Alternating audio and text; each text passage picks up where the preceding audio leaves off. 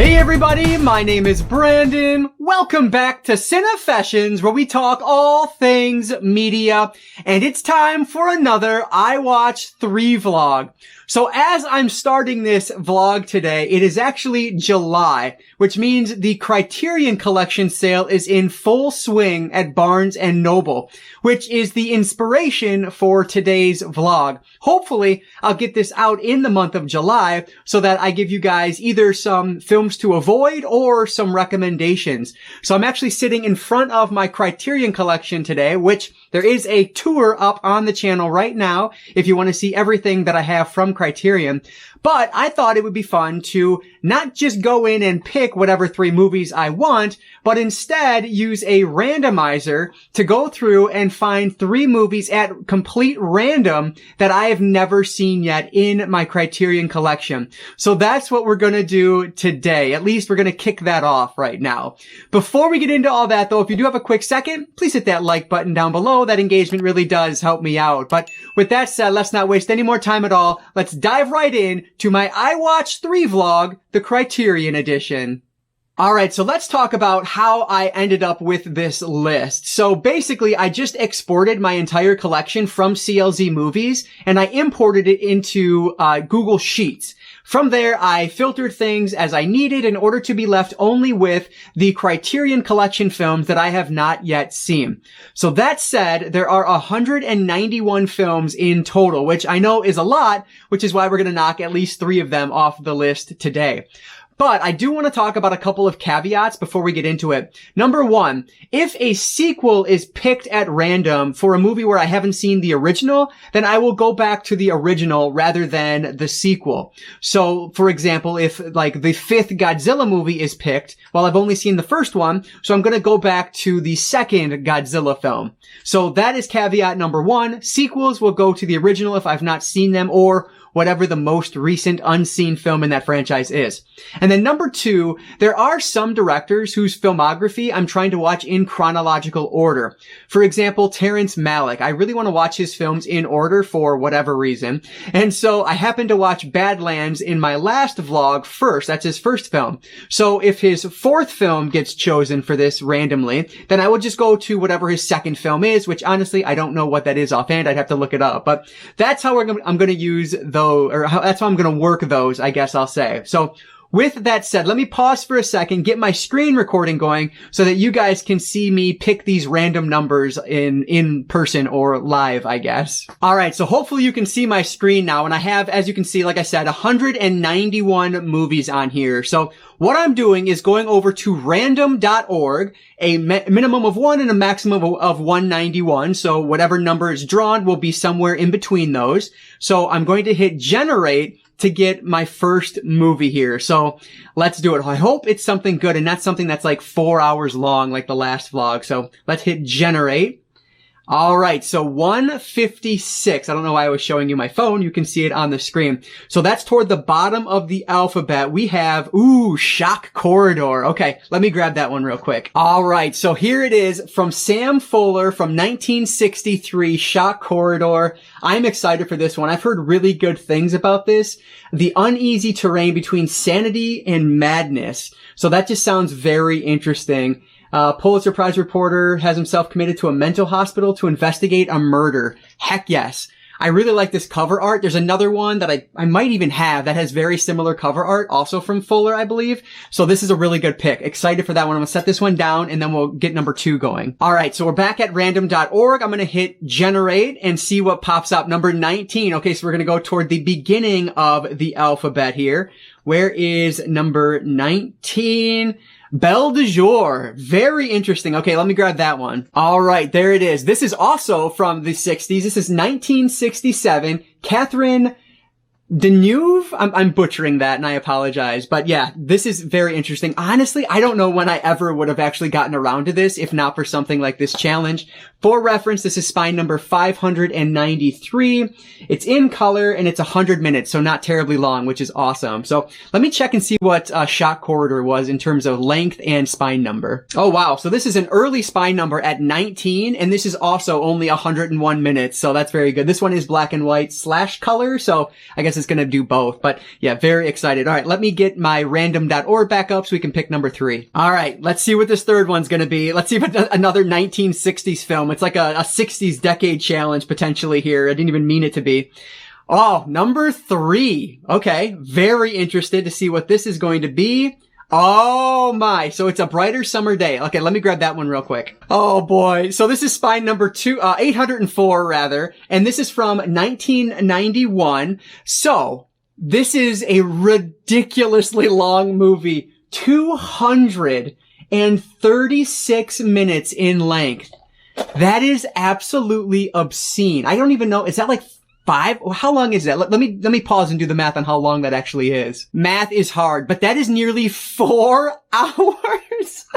Oh, I can't believe that. I've heard this is absolutely amazing though. It is in Mandarin and Taiwanese with subtitles. So a 4-hour subtitled movie from 1991. Oh my goodness. So set in the early 1960s, which is very fitting given the other two we've seen. Okay, I guess that is it. Let me grab these other 2. I don't know how I keep stumbling into extremely long movies for these vlogs, but hey, it is what it is. Fortunately, a couple of short ones and then one that's like basically 2 movies in one, but that's fine. I'm looking forward to it. I've heard amazing things about A Brighter Summer Day, so we will see. But anyway, that's the 3 I'm watching for this vlog. Hopefully I'll enjoy them. If at the end of this, my goal, at least you guys have some recommendations or some movies maybe to pass on, depending on what my thoughts are on these. But yeah, looking forward to this. Let's get into it now, guys. All right, so we're already a few days later now, and it is just one of those lazy Sundays, hence the hat. But anyway, I just opened up Shock Corridor, and I figured I would give this one a shot here from 1963. And I opened it up on the inside, and, like, he's wearing the Zodiac Killer, like, mask thing? Like, that's so weird. I really don't know what this is about, but now I'm admittedly a little bit more intrigued, because I don't recall. I'm sure I knew what it was about when I bought it, but now it's been a while, so I'm not entirely certain. But yeah, looking forward to diving into this one. Hopefully it'll be enjoyable. I should have started with the really long one, but that just wasn't in the cards for today. So I figure I will start with Shock Corridor and see if this Sam Fuller film is any good or not. So let's get to it. All right, so I am now officially through Shock Corridor, and I'm not going to beat around the bush. I didn't like this movie very much at all, actually.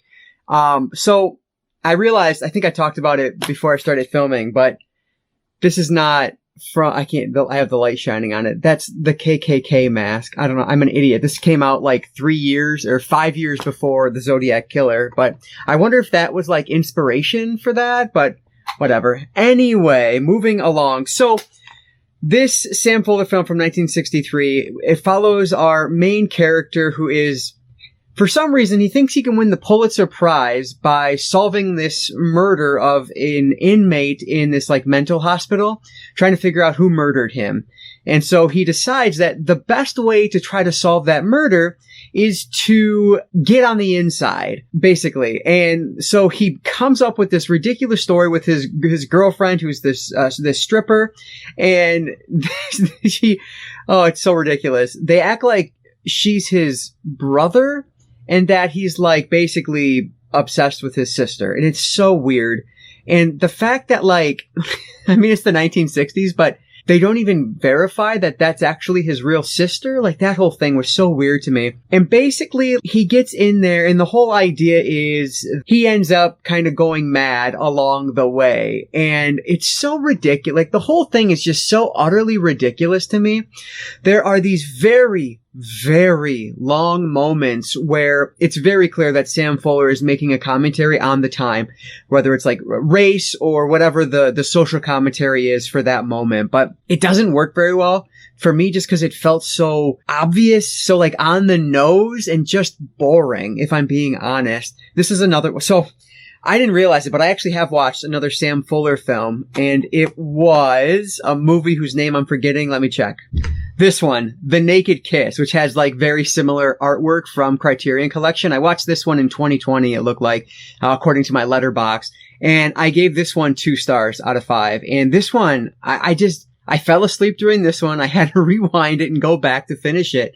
I don't know what it is, but I don't enjoy Sam Fuller's work, I guess. At least these two. I don't enjoy these two. I can't say that for everything. I do have another one from him in the Criterion collection. I have The White Dog, and I do want to check that one out because that one feels like it's more horror than these other ones. But yeah, this one just went like absolutely nuts in the third act, and it got absolutely ridiculous. And so I didn't like that one either. And so I don't know, I guess Fuller is not for me. Again, you can't really judge the full director by two movies, but from what I've seen, I've not enjoyed what his output has been so far. It's not for me, I guess. I find it boring. I find it slow, which again, I don't typically dislike in movies, though through these vlogs, I've been talking a lot about how movies are slow and kind of docking them points for that, but whatever. It has to be the right kind of slow, I guess. And this wasn't it. This one felt like it would be really fun to have acted in. And I think the acting is phenomenal. What they're doing is great, but how it's written is that we are watching kind of stereotypical crazy people be crazy and do crazy things. Like, it's not realistic in any sense of the word, which I don't know if that's what he's going for or not, but it feels so over the top. It feels like caricatures. There's just nothing there for me to sink my teeth into. And so I was really disappointed with this one. I had really thought I would like this one. I completely forgot that I watched the other Sam Fuller movie, which if I'd remembered, I probably would have had lowered expectations, but I don't know. This one was not for me.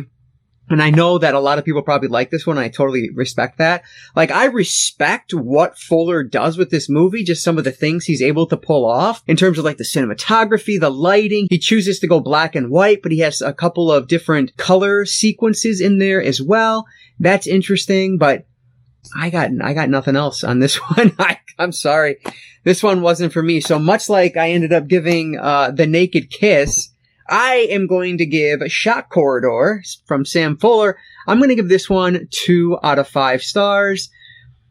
Just didn't work for me. I guess I don't know what else to say about it. I wish that I would have liked this one more, but I don't know. It didn't do it. It didn't do it well enough. So unfortunately, we are starting this vlog off on a negative note, but hopefully Belle de Jour will be better. I have high hopes for that one.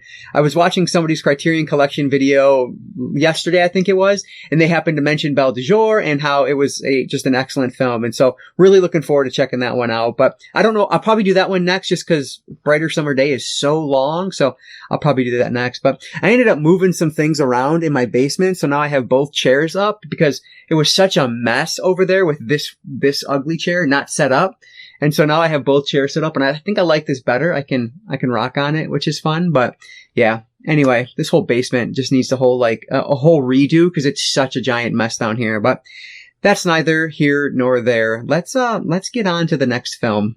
All right, so I'm not here to check in with another movie. I'm actually here to check in because I am just finishing up work. It's a Monday, so I have to wait for my wife and children to get back home from daycare. That's quite a ways away. You guys don't care. Anyway, I have some free time right now to myself, and I happen to need milk, which is a good excuse to go up to the Target that happens to be right next door to Barnes & Noble. Of course, it's July. It's the Barnes & Noble Criterion Collection sale, which is the whole point of doing this vlog. And so I figured I will take you guys along for maybe a little bit of the journey. I don't know how much filming I'll actually do inside, but I at least want to show you if I pick up anything. So I figured I would preface it with this. So let's go do my favorite thing, and that is shop for movies.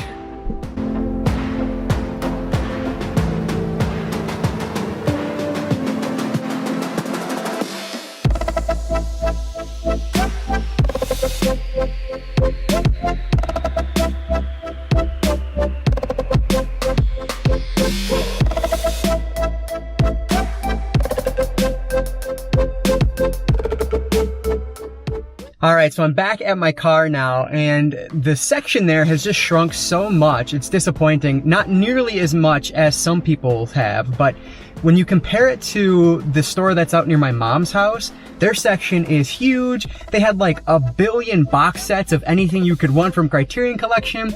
It's just crazy. And then here, they've basically cut it in half, which is, like I said, just disappointing. But anyway, that said, I did grab a couple. They put it in a paper bag, which is unusual for Barnes & Noble. But anyway, let me grab these out of here. So first one I grabbed is Rafifi. This is a heist movie from, 1955, and it is spine number 115. I've always heard amazing things about this movie, and I figured I would check it out. It's been on my to-buy list for a very long time, so it just felt right. I saw somebody talk about it the other day in their haul video or collection tour or whatever it was, and they made it sound really good, so I want to check it out. And then this next one here, I honestly never heard of before. It actually came out earlier this year. It's spine number 1176. This is called Chilly Scenes of Winter, and this one is from 1979, and on the back it calls it an anti-romantic comedy. And I watched the trailer for it on Criterion's website, and it actually looks really interesting. I feel like it has the potential to have one of those endings that's just crazy sad, and so I'm very intrigued to see what this is about. Honestly, I'd never even heard of it before. It's from a director I don't know, Joan Micklin Silver, but it's supposed to be, kind of trailblazing is what it says on the back here. And there's a documentary on here on this Blu-ray release about her. So I figured this would be a cool one to grab. Shout out over to Tony over at Basement Blues. That's how I heard about it. He hauled it in his latest video. So I actually have a ton of new Criterions that I haven't even shared with you guys yet, but depending on when this video goes live, I'll either have that haul video up or it'll be coming, but I have a ton. Fortunately, about half of them I got as an early birthday gift from my mom, so that worked out. But yeah, I've been kind of buying them randomly as I go. I've been to Barnes & Noble probably 5 or 6 times this month already and pick up 1 or 2 here and there. But anyway, just wanted to share that with you guys. Now I gotta go over to Target. You probably can't see it, but I gotta go over to Target over there and grab some milk and then get back home. But yeah, that's what I picked up from Barnes & Noble today. There's what happens when you go get milk from Target. Oh boy. So I know I'm not alone in this at all, but it's hard when you have so many different interests. It's hard to figure out what you want to do for the day, right? We all only have a very limited amount of free time, some of us more than others. Obviously, I am a father with 2 children. One of them is 6 months old. And so just that free time is very limited. And so what do you do with it? And that's the problem I always face. And 9 times out of 10, it's so overwhelming because I have so many options, so many different games I can play, so many different movies I can watch, so many different books to read that I end up doing nothing. I put on YouTube and watch YouTube for a couple hours, and that just kills it, right? And so today, what I want to do now that I'm done with work and I have some free time, what I really want to do is play a video game. But I feel like I can't because I'm trying to do this vlog and I need to get through these movies before the end of the month. At least that's my goal, is to get this vlog out before the end of the month. And so as much as I want to play a game, I am going to instead watch Belle de Jour. So hopefully I will enjoy myself as I watch this. You know what? Is this one in English? No, it is not. I didn't even realize it. This one is in French with English subtitles. So not only is this one subtitled, but the 4-hour movie is also subtitled, which is fine. It's just that's a lot if you're not 100% invested. But anyway, that's what we're going to do now. I'm going to open this guy up and see what Belle de Jour is all about. I was actually reading the back of it, and it does sound pretty interesting. And it's from the, what's his name? Louis Buñuel? I'm probably butchering that, but he has quite a few films in the Criterion collection, and I feel like I used to own, there was a triple pack of his movies. It was in a collector's set. I feel like I used to own that, but I must have sold it, which at one point I did sell some of my Criterion collection releases for God knows what reason. But yeah, that was one of them I think I ended up selling. So I don't have anything else from him, but The Exterminating Angel, I believe it's called, that one actually sounds very interesting. So my thought is, if I love this, we might end up back at Barnes & Noble to pick up The Exterminating Angel, but we will see. So that's what I'm doing now. I'm going to turn off the ridiculous YouTube video I'm watching. Yes, 2005 NASCAR video game. I don't know why I'm watching this, but this is what we do. Anyway, let's watch Belle de Jour. All right, so it is a couple hours later, and Belle de Jour is now completed. And this was fascinating. This was a lot better than I was expecting it to be.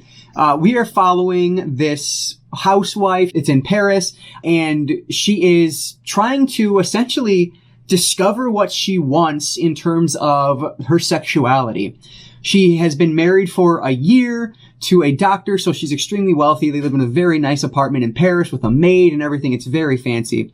But they have not essentially consummated the marriage, it appears, after, even after being together for a year. And it turns out it's because she wants a very specific type of sexual encounter that she just doesn't know how to get from her husband. And so she finds out about this brothel and decides that maybe this is where she can get her kicks, for lack of a better term. And so she ends up going to become this prostitute at a brothel for, during the afternoon between the hours of 2 and 5. And she has to leave at 5 o'clock no matter what to get back to, back home, because it's all a secret. She's not telling her husband about this, of course.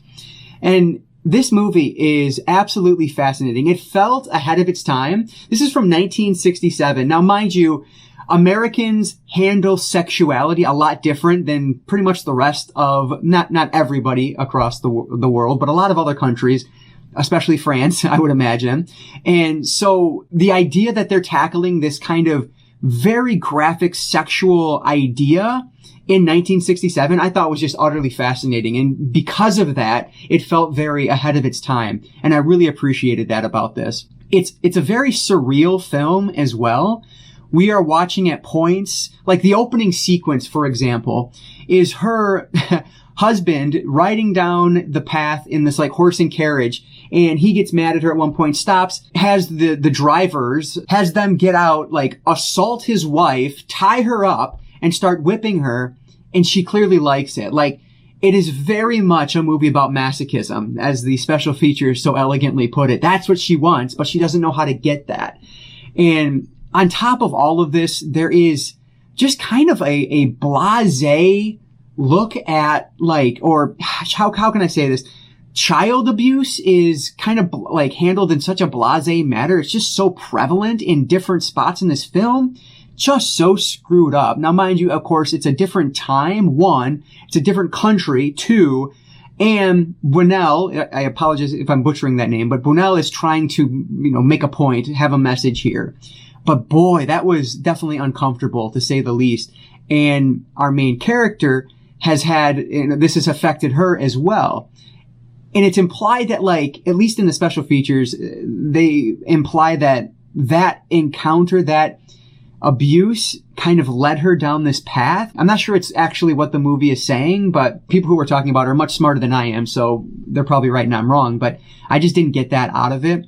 It was very strange, that whole sequence and that whole thing, but it's not played up a lot. It's more implied than anything else. But this was just such a fascinating film. Like, not at all what I was expecting, not at all what I would expect from a movie from the 1960s. And I'm so glad I watched it. First off, Catherine Deneuve plays our main character, Severine, I believe is how you say her name. And she is absolutely stunning in every imaginable way. First off, her acting is phenomenal in this. She essentially plays like two characters, this very kind of demure housewife to her husband, very shy. And then she goes to the brothel where things are just completely different. And she's, engaging in these, there's so many different like fetishes that are covered in this as well. And she's just engaging in them in kind of her own way. And then she is absolutely stunning to watch on camera. She is absolutely beautiful.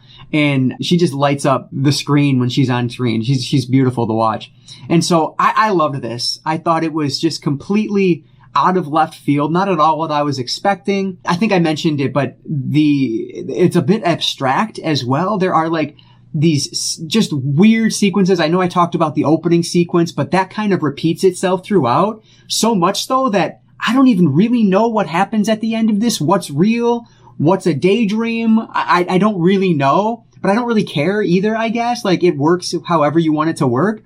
And so this was just a really well done film, and I am very glad I watched this. So I'm definitely interested in watching more from Louis Buñuel to see what else he might have to offer. But yeah, so Belle de Jour, absolutely recommend this one. So I am going to give Belle de Jour from 1967 4 out of 5 stars.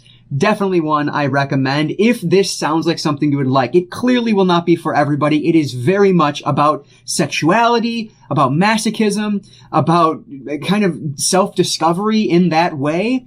And so it's not for everybody. I don't even think there's any real nudity. You see like maybe the sides of nude people or the backs of nude people, maybe a behind here or there, but that's really it. So it's not very graphic in that light. So, if you don't like that or you do like that, just keep that in mind. But yeah, just a really fascinating film that I'm glad I picked for this challenge because I don't know when I would have put this in otherwise. So yeah, very happy I've now watched Belle de Jour. So that means there is only one film left. And of course, it is the 4-hour epic. Oh boy. So I don't know when I'm going to start that, but eventually I will. But for now, I'm going to go finally play some of those video games I was talking about earlier. But wait! There's more! Alright, so it's actually the next day, even though I'm in the exact same spot because I'm technically working. A little bit of downtime here. But anyway, I just wanted to share with you guys, I did something that I never do with these Criterion releases, almost never anyway, is I read the booklet that came with it. I actually read the entire thing.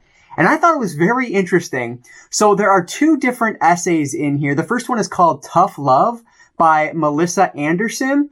And it basically is just kind of talking about the movie itself and what Buñuel, I'm going with Buñuel, what he, kind of some of his thoughts around it. And I thought that was pretty interesting. Touched on some things that either I hadn't thought about or just kind of expanded on some of the thoughts I did have on it originally. So I thought that was pretty cool. But what I really liked is this Buñuel on Belle de Jour. So this is actually an interview between Buñuel and 2, I think they're both film critics, or one's a film critic, and then one of his friends, basically.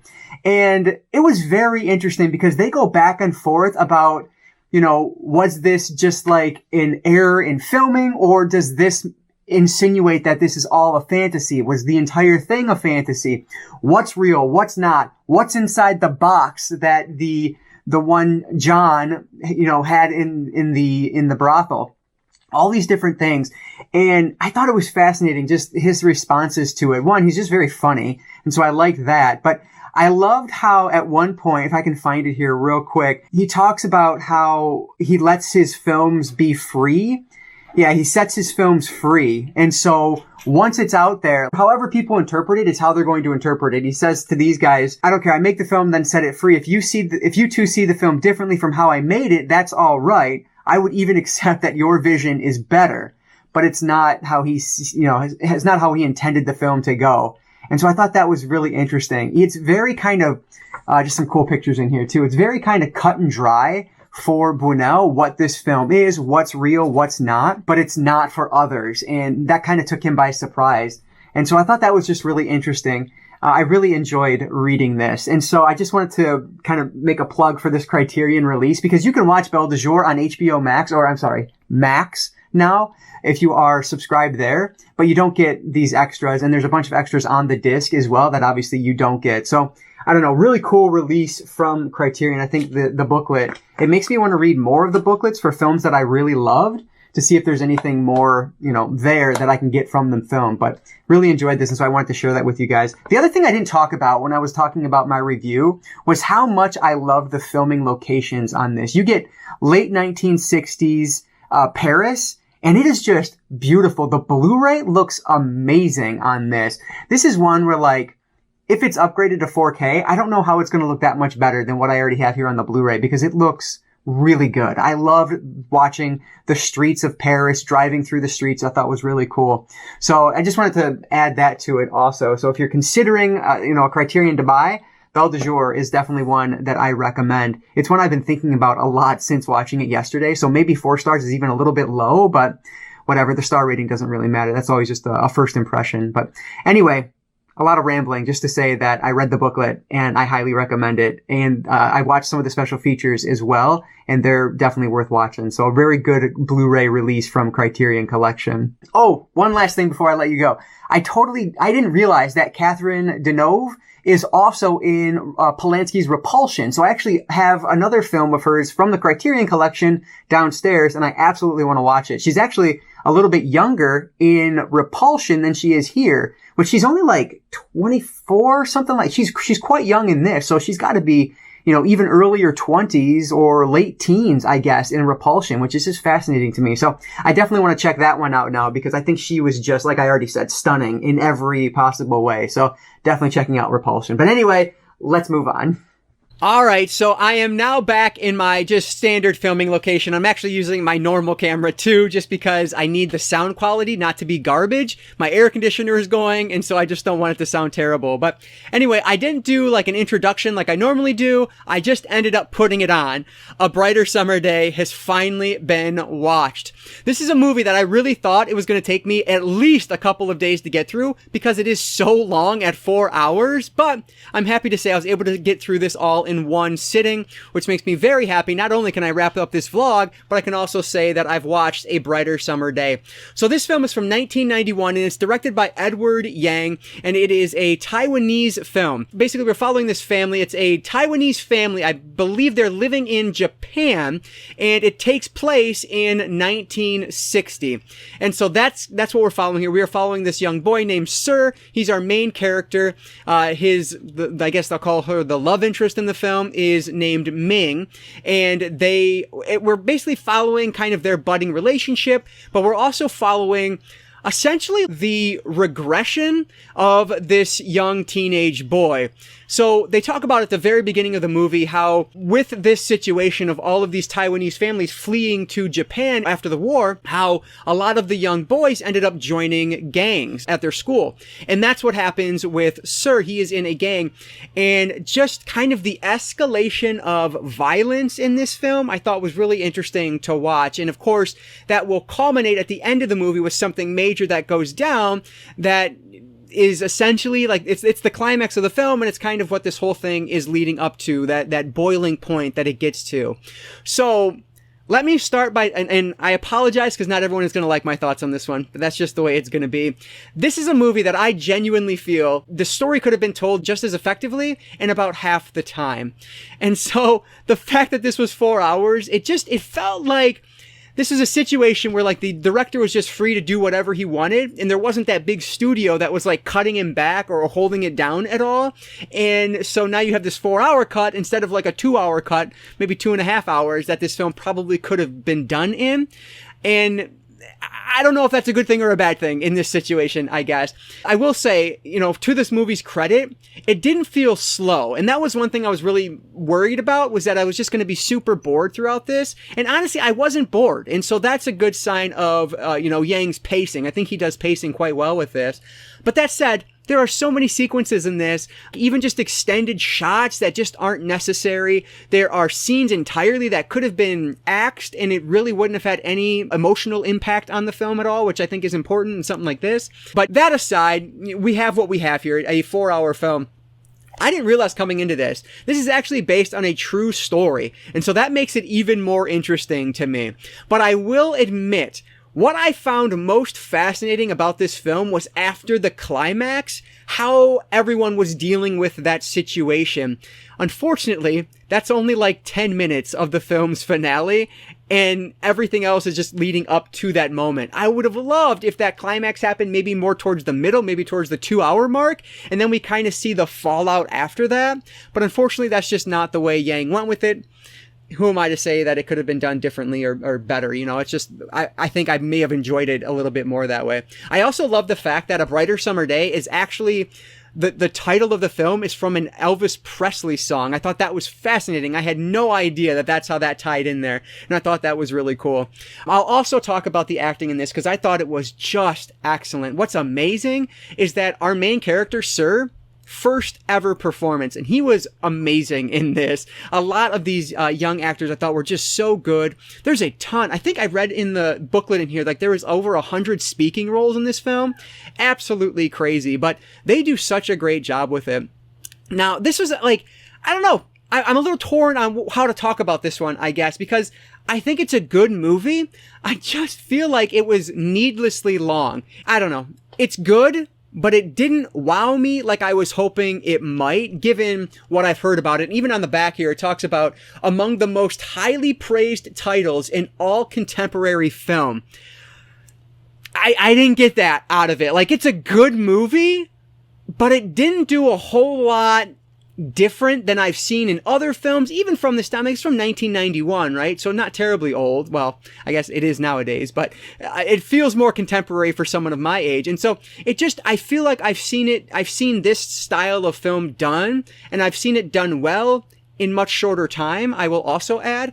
But again, it's not about that really. Like, this is, from what I've learned about it, it's really a film that helped kind of breed a new wave of Taiwanese cinema, which is awesome.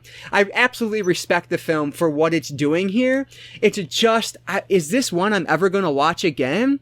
Honestly, probably not.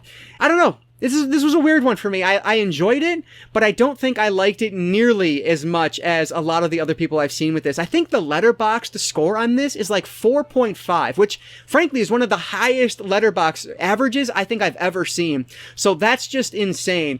I don't know. Like, it's a good movie. I guess I'll just leave it there and move on. Check it out if it sounds interesting. You'll probably like it more than I did, because most people that watch this seem to like it a lot more than I do, but that's completely up to you. It is a time commitment at nearly 4 hours. And I know I keep harping on that, and I probably sound like an idiot, because who cares? It's just like 2 movies. It's not that big of a deal.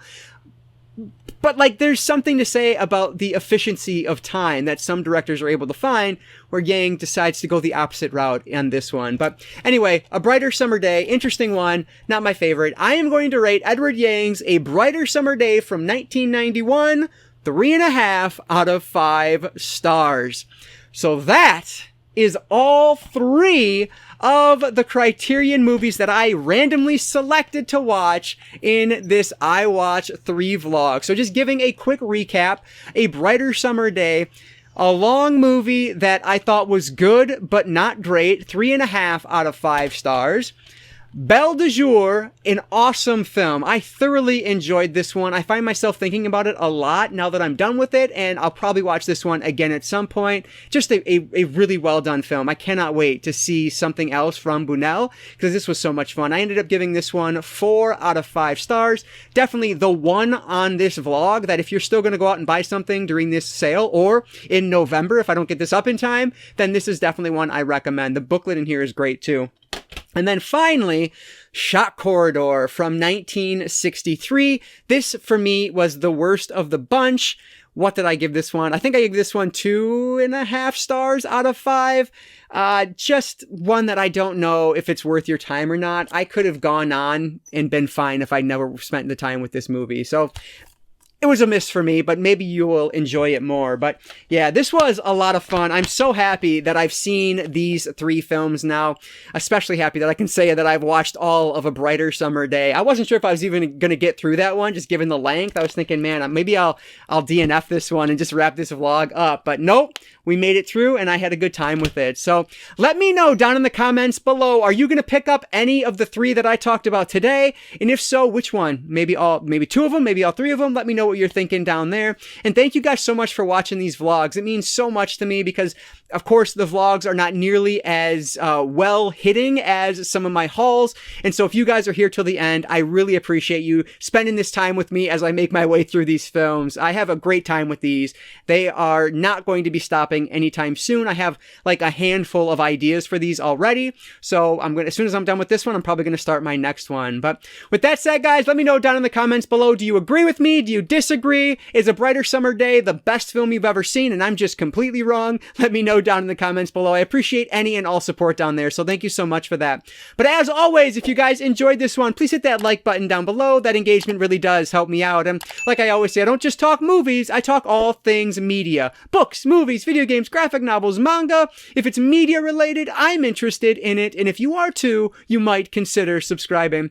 Alright guys, so that's going to do it for today. I just want to say thank you all so much for watching, and I want to encourage you to consume some media today. I'll catch you next time.